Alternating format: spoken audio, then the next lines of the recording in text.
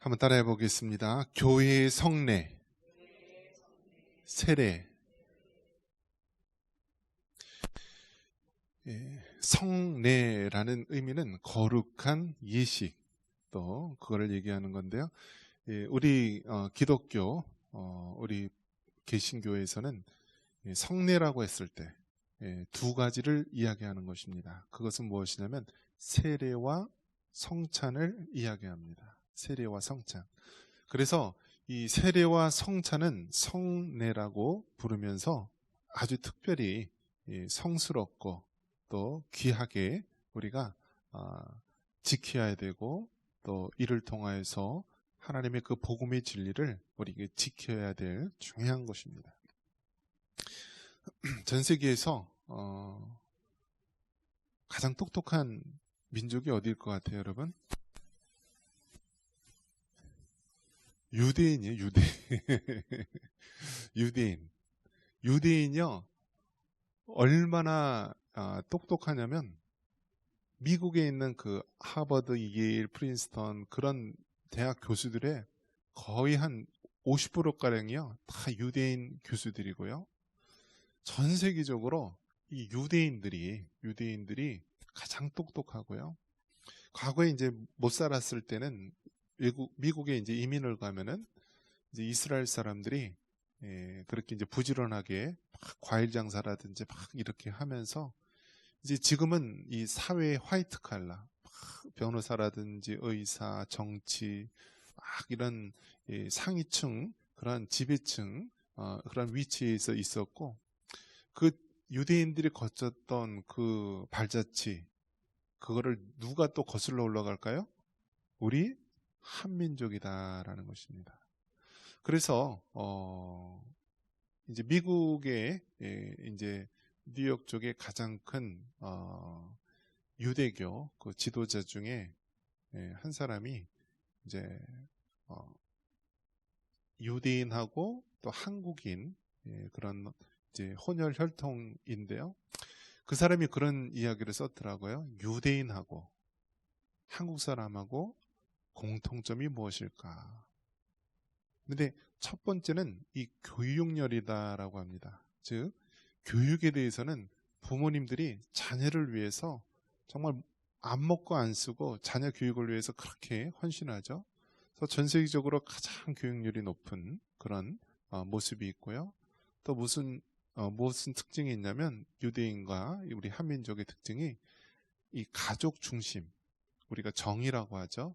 가족 중심의 그런 끈끈한 그런 유대 관계가 그게 아주 특색이 있다라고 합니다. 그래서 우리나라 민족, 이 한민족하고 이 유대인들의 그런 모습하고 굉장히 유사한 점이 많이 있습니다. 이처럼 똑똑하고 부지런하고 가족 간의 유대 관계를 중요시하는 그러한 민족인데요. 다른 나라에 가보면은요, 이 문맹률, 글을 알지 못하는 그런 사람들이 많이 있습니다. 그래서 우리나라는요, 거의 다 글을 알아요. 거의 다 글을 알아요. 간혹 모르시는 분도 계시더라고요. 근데 그분은 글은 모르지만 눈치가 백단이라서 버스고 뭐고 지하철이고 다 알아서 탄대요.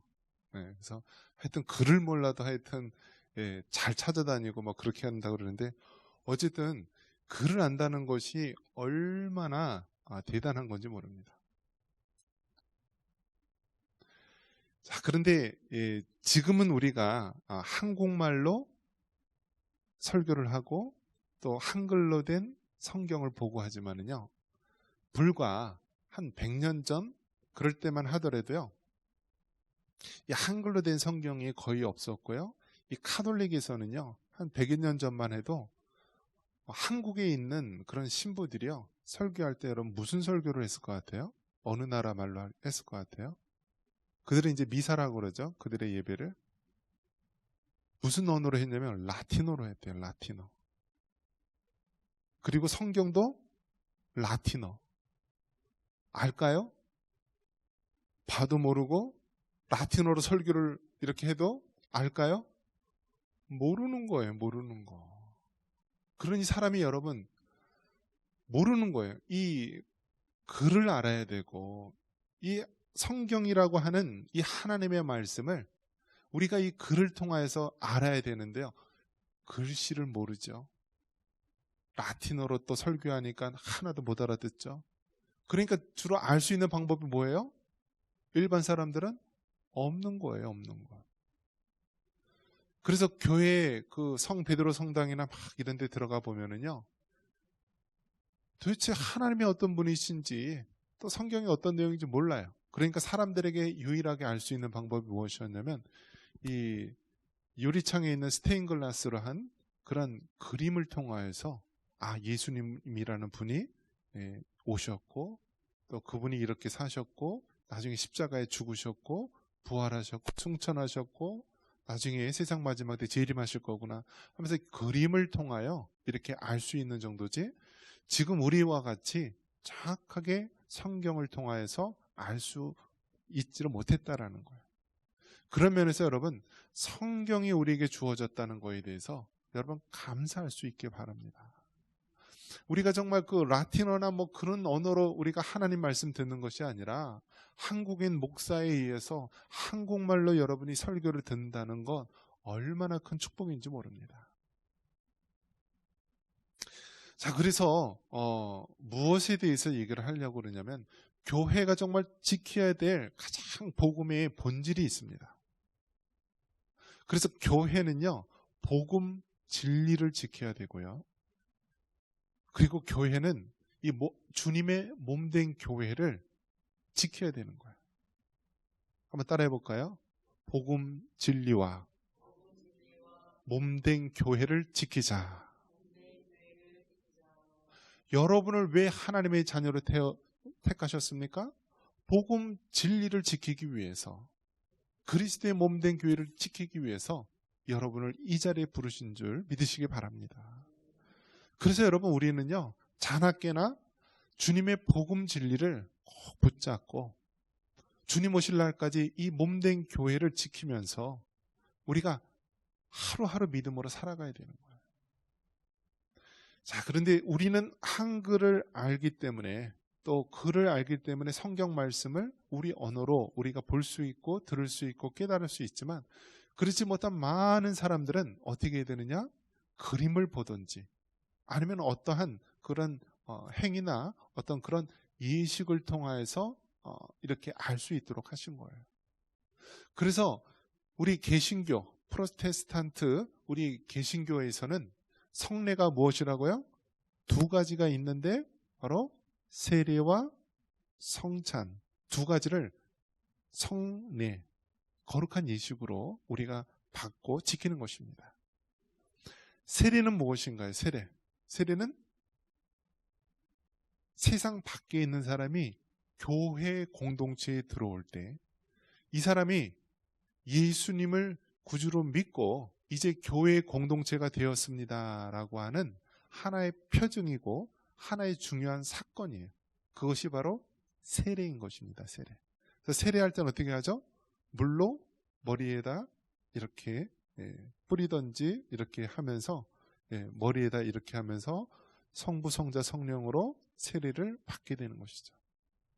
그래서 여러분, 우리가 태어날 때도요, 다 생일이 있잖아요. 몇 년, 몇 월, 며칠 우리가 태어났다라고 하듯이요, 세례도요, 영적으로는 우리가 하나님의 자녀로서 새로운 삶을 시작하는 그런 생일과 같은 거예요. 생일과 같은 거.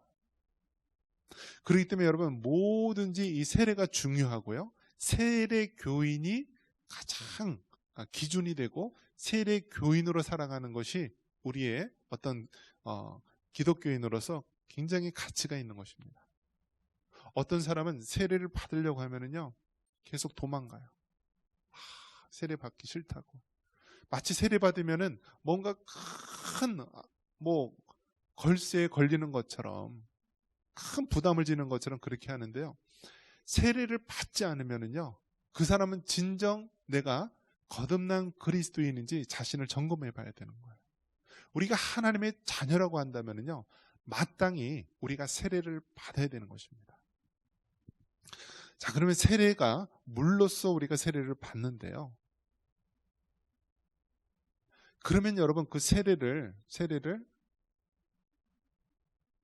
물에 완전히 이렇게 침수되게 들어가야지 되는 건가요? 아니면은 물로써 그 상징적인 의미를 우리가 하면 되는 건가요? 어떻습니까, 여러분? 성경에 보면은요, 때로는 요단강가에 가서 물속에서 사람을 이렇게 완전히 머리까지 그냥 풍덩 잠기게 침례를 주는 경우도 있을 수 있어요. 그런데 또 대다수의 또 초대교회 모습을 보면은 그 수백 수천 명 많은 사람들에 대해서 물이 없는 그런 곳에서도 있을 수 있어요. 그렇기 때문에 여러분, 이 사람 머리가 완전히 물속에 잠겨서 그렇게 나와야지만 세례고 온전한 침례다라고 말할 수 없는 거예요. 우리가 그 의미를 알아야지 중요한 것이지, 이것이 꼭 침례해야지 올바른 세례고 그렇지 않으면은 뭐 소용없다, 이런 것은 잘못된 생각이다라는 거예요. 자, 그러면 여러분, 물은 무슨 뜻이 있다고요? 물은 깨끗게 하는 것을 의미하는 거예요. 깨끗게. 죄를 씻는 것을 얘기하는 거예요. 죄를 씻는 거. 세상 밖에 있는 사람이 이제 교회 공동체로 하나님의 자녀로 되기 위해서 들어올 때 세례를 반드시 거쳐야 되는 것이고, 세례는 바로 물로써 나의 지난날의 모든 죄들을 깨끗이 사해 주소서라는 그런 회개의 의미를 가지고 있는 거예요. 그리고 또 다른 의미는 무엇이냐면, 물속에 있다가 나오면은 이 사람은 이제 새로운 사람이 되었다. 즉 우리가 예수님과 동거하면서 성령님이 우리 안에 내주하면서 이제는 나는 새 생명이 되었습니다 라고 하는 그러한 의미를 담고 있는 거예요. 자, 다시요. 세례는 죄를 깨끗이 회개하는 것을 이야기하는 것이고, 또 다른 하나는 이제 내가 새 사람이 되었다라는 것을 말해주는 거예요. 이것이 바로 복음, 이 세례가 바로 보이는 복음이다라는 거예요. 보이는 복음. 그렇기 때문에 여러분, 이 세례가 너무 중요한 거예요. 그래서 마태복음 28장 19절은 뭐라고 얘기합니까? 너희는 모든 족속으로 제자를 삼아 아버지와 아들과 성령의 이름으로 세례를 주고 라고 분명히 말하고 있지 않습니까? 우리가 복음을 전하고 그 사람들에게 우리가 세례를 통하여서 진정 하나님의 거듭난 자녀로 세워야 된다라는 것입니다. 그래서 초대교회 때는 이 빌립 집사가 이 에디오피아 네시아 이 관리가 지나갔을 때 그 예수님 복음을 전하고요, 마침 지나가다 물이 있어서 어떻게 해요? 세례를 주었습니다. 자, 이렇게 그 초대교회나 이런 당시에는 복음을 전함과 동시에 바로 세례를 베풀었어요. 자, 근데 그러다 보니까 이제 세월이 흘러서 어떠한 일이 생겼냐면은 사람들이 세례를 받는 것만, 그 의식만 생각을 하고 그게 무슨 의미인지, 나랑 무슨 상관이 있는지, 정말 하나님의 말씀과 그 복음의 진리를 잘 모르고 마치 의식적으로만 세례를 받게 됩니다. 그래서 이러한 폐단이 있기 때문에 장로교회에서는 세례를 베풀기 전에 어떤 과정을 두냐면 학습이라는 과정을 두는 거예요. 그래서 이 사람을 좀 더 하나님의 말씀으로 가르치고요, 그 다음에 학습을 받은 지 이제 6개월 이상이 되면은 이제 정식 세례를 베풀게 되는 것이죠. 자, 이것이 바로 뭐라고요? 세례. 세례는 바로 성례다라는 거예요. 자, 그러면 이제 카톨릭에서는요, 칠성례라고 해서 몇 개가 있다고요? 7가지 성례가 있다라는 거예요. 그래서 그 카톨릭에서도 세례하고 성찬, 이 2가지를 이제 성례로 치면서 또 나머지 더 이제 추가를 해서 7가지를 성례를 이제 합니다. 이제 그 중에 이제 뭐 어떤 아이가 태어났을 때, 또 뭐 결혼을 했을 때, 또 뭐 어떤 신부를 세우거나 임직을 했을 때, 또 마지막 장례, 죽기 전, 또 고해 성사, 이런 것들을 쭉 합쳐서 7가지를 성례라고 합니다. 자, 그런데 카톨릭에서는요, 성례, 성찬 이런 거 할 때 성찬에서 우리랑 이제 또 다른 부분이 있죠. 우리랑 다른 부분이 있어요. 그들은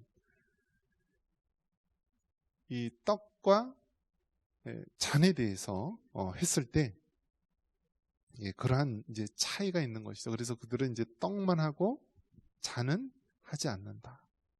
그 잔은 오로지 이제 신부라든지 그런 계층을 하는데 그러한 차이가 있다라는 것. 그래서 우리가 속한 개신교에서는 세례, 성찬 이 2가지를 거룩한 예식으로 받아들여서 우리가 지키고 있다라는 것.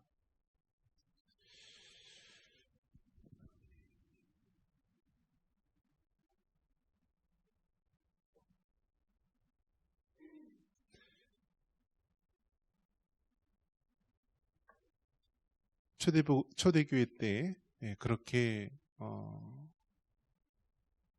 복음을 전함과 동시에 세례를 베풀었는데요. 이제 시간이 지나면서 그것이 이제 점차 어떻게 되나요? 우리 장로교회 같은 경우에는 학습을 통하여서 말씀 교육을 더 시키고, 그 다음에 이 사람이 확실하게 하나님의 말씀을 깨닫고 그런 다음에 세례를 받도록 그렇게 이제 만들게 되었고요. 또 그 다음에 이 세례를 통하여서 모든 것의 기본이 되도록 만든 것입니다. 그래서 이제 과거에 이제 목회자가 되기 위한 이제 신학대학원에 갈 때 항상 이제 그런 게 있어요. 뭐 세례를 받은 지 3년 이상, 뭐 5년 이상, 몇 년 이상. 또 항상 뭐든지 우리가 교회 내 모든 회의에 있어서도요, 공동회의 같은 경우에는 세례 교인 이상. 그리고 뭐 모든 기준이 다 이렇게 기준이 무엇이라면 세례를 중심으로 우리가 그렇게 거행한다라는 사실이에요. 그래서 여러분, 이 세례를 여러분 귀중히 여기시고요. 자신이 언제 세례를 받았는지 여러분 기억하십니까? 대부분 언제 세례를 받죠? 특별한 일이 없는 한 봄철에는 부활절 때, 또 가을철에는 추수감사주일 때 우리가 이러한 세례의식을 합니다. 그래서 여러분 어렸을 때는 유아세례라는 것을 우리가 어린아이 때 받게 되죠. 그러면 그 어린아이는 유아세례를 받기 위해서는 부모님 중에 한 사람이 반드시 믿는 성도여야 되는 것입니다. 그래서 이 부모님의 신앙을 통하여서 어린 자녀들에게 유아 세례를 주게 됩니다. 이제 요즘에는 유아 세례에서 이제 어린이 세례까지 이제 좀 더 범위가 확장이 됐는데요. 과거에는 왜 유아 세례를 주었느냐? 어렸을 때 너무나 많은 아이들이 병으로 죽는 거예요. 그런데 교회 내에서는 세례가 중요시한데 그들이 정말 세례도 받지 못하고 죽음을 맞이하기 때문에 어렸을 때 유아 세례를 베풀고요.